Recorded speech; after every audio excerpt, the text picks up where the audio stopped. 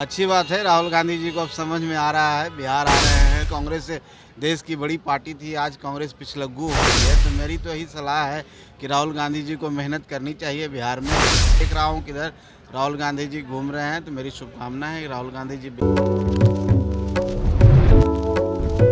राहुल गांधी बिहार पहुंचे थे और तमाम चीज़ों को लेकर कह रहे हैं कि दिल्ली का चक्कर मत लगाइए, पटना का चक्कर नहीं लगाइए, लोगों के बीच रहिए, उन्हीं लोगों को टिकट दिया जाएगा। अच्छी बात है। राहुल गांधी जी को अब समझ में आ रहा है, बिहार आ रहे हैं, 2-3 बार आए हैं साल में, तो ज्ञान प्राप्त हुआ है।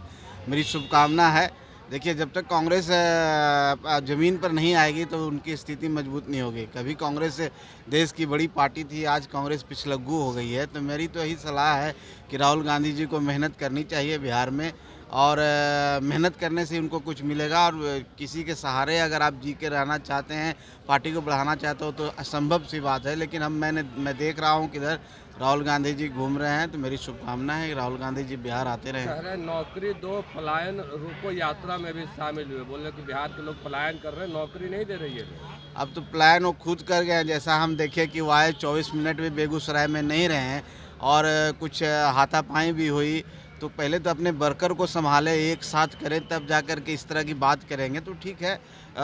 उनका अपना एजेंडा है, लेकिन इससे कोई फ़र्क पड़ने वाला नहीं है। एनडीए मजबूत है और हम लोग पूरी मुस्तैदी से खड़े हैं और जनता के लिए काम कर रहे हैं, बिहार के लिए काम कर रहे हैं, और आने वाले समय में हमारी सरकार भी बनेगी। आरजेडी की ओर से मुसहर सम्मेलन बुलाया गया, क्या लगता है?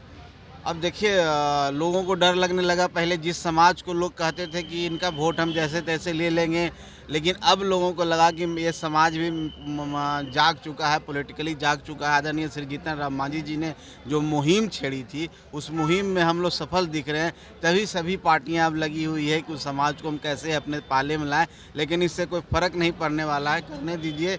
हम नहीं समझते हैं कि कोई उस समाज के लोग इनके पास आएगा, क्योंकि सबसे ज़्यादा प्रताड़ित उस समाज के लोग उन्हीं के द्वारा किया जाता है। तो किसी को पकड़ के ले आएंगे, उठा के ले आएंगे और कह देंगे कि मुसहर सम्मेलन है, बस इतना ही है। कुछ चुनाव में क्या लगता है कितना असर दिखेगा इसका? इसका कोई असर नहीं दिखेगा। सब जनता हम लोग के साथ है, एनडीए के साथ है, आदरणीय नरेंद्र मोदी माननीय मुख्यमंत्री जी के साथ है, और ये सब कोई फर्क नहीं पड़ने वाला। बिहार में कांग्रेस और आरजेडी के लोग कर रहे हैं कि इस बार महागठबंधन की सरकार बनेगी, एनडीए का सफाया तय है। पहले मुख्यमंत्री तय कर लेना किसको मुख्यमंत्री बनाएंगे।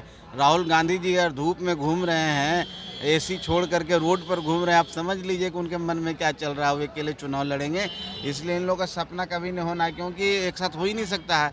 आप चुनाव प्रचार में एक दूसरे की जगह जाते नहीं, हेलीकॉप्टर पर मछली खाते हैं, कांग्रेस वाले को पूछते भी नहीं है, तो कैसे इस तरह के काम चलेगा। इसलिए वो मुकेश सहनी कर रहे हैं डिप्टी सीएम बनने की बात, क्या अब लगता देख लीजिए ना, 60 सीट पर स्वघोषित हो गए हैं, डिप्टी सीएम भी बन चुके हैं, एक आदमी सीएम बन चुका है।